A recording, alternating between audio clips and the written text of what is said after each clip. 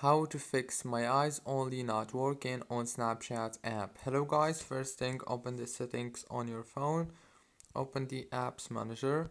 When you open the apps like this, on this page you will find all the apps that you have on your phone. So all what you want to do is scroll until you find Snapchat, click on it and click on this force stop, and then go into the storage right here. Click on clear data and then click on clear cache.